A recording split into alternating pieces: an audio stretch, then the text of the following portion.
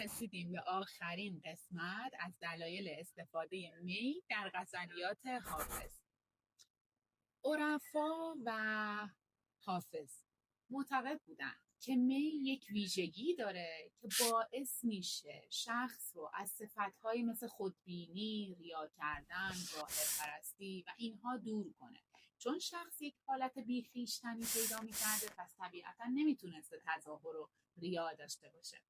برای همین این ویژگی برای اونها خیلی محترم بوده، مخصوصا برای شخصی مثل حافظ که خیلی براش مهم بوده که به حالا زاهدان و یا به ریاکاران و تظاهرگرها انتقاد کنه.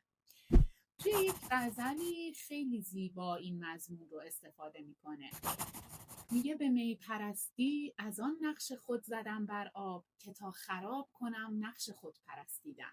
خیلی واضحه این بیت. داره میگه من نقش خودم رو توی نقش می، توی جام می به این دلیل خراب میکنم، ظاهر خودم رو و منیتم رو به این دلیل خراب میکنم که راهم جدا باشه از آدم‌هایی که دارن تظاهر میکنن.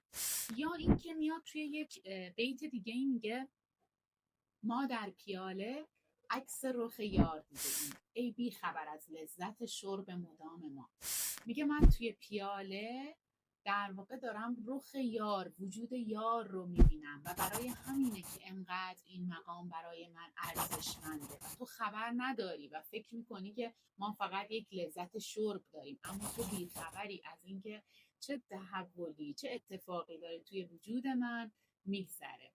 من مینام و ممنون از اینکه همراهی میکنید.